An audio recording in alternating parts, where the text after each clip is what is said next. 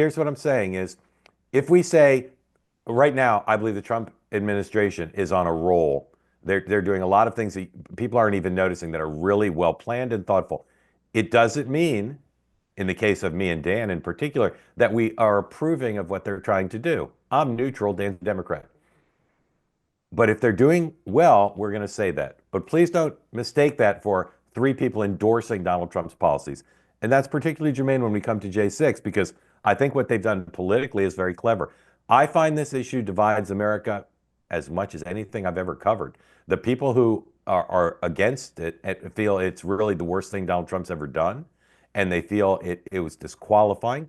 And Sean, your party has gone silent. There was a long period of time when people seemed to be morally outraged about what happened and thought it was horrible politics to be supportive of the people who were prosecuted.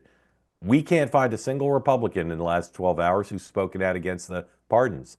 Kind of incredible. We're going to get to Well, that, but let's, I think yeah, go ahead. again, just to be clear, I Yeah, mean, a lot's yeah, happening.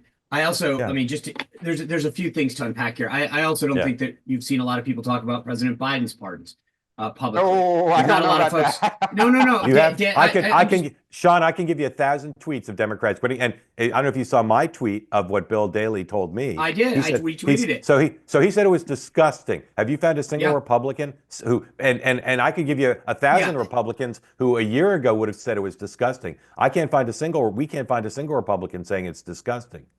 Well, again, there's a couple things to break down here. One, it just happened, so like let's slow down a little. Two, I think there are people when part of this was I was searching online this morning trying to distinguish because JD Vance and others, as we've discussed before, have talked about the difference between people who perpetrated violence against law enforcement officials and people who were merely there or didn't committed a sort of what would be considered a misdemeanor offense.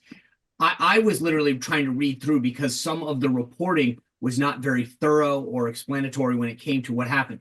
I stand by the fact that I don't support violence against law enforcement officials. And I think there's a big difference when you dig into this. I've had Alan Dershowitz and others on my podcast.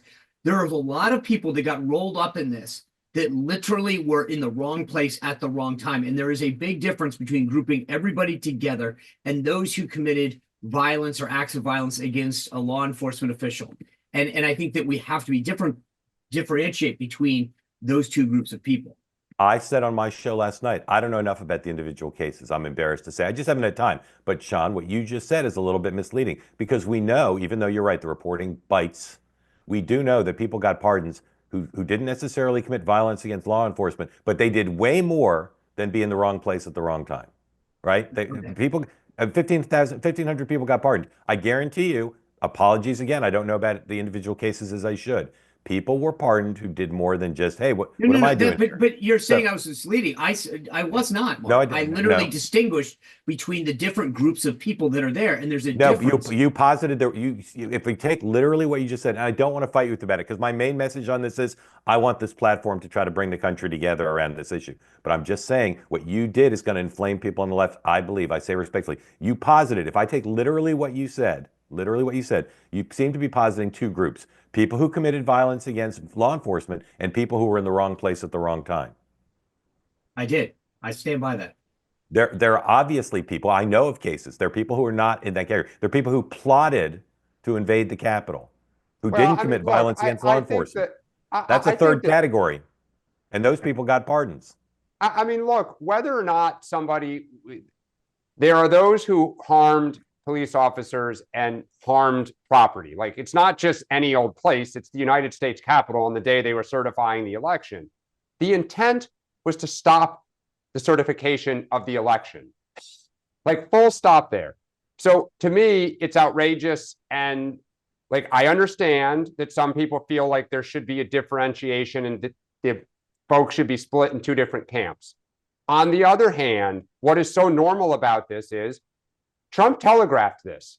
He said it for a year. The country, I don't think there's a single voter who went to the polls who did not in some way or form take this into consideration in casting their vote. So to me, as much as it kind of really makes me upset, I can just move past it because the country spoke. Well, and they well, made a also judgment. beyond that, Dan, and I got to be honest with you, I'm rather upset that we're starting with this because I watched a lot of the coverage this morning, and I'm thinking to myself, we're playing the same game that NBC News and everyone else is. The president of the United States, number one, made a series of commitments and followed through. There should be nothing shocking about the speech or the actions he took yesterday. Number two, so many of the things that he did yesterday affect the lives. There were direct policy that will get America back on track.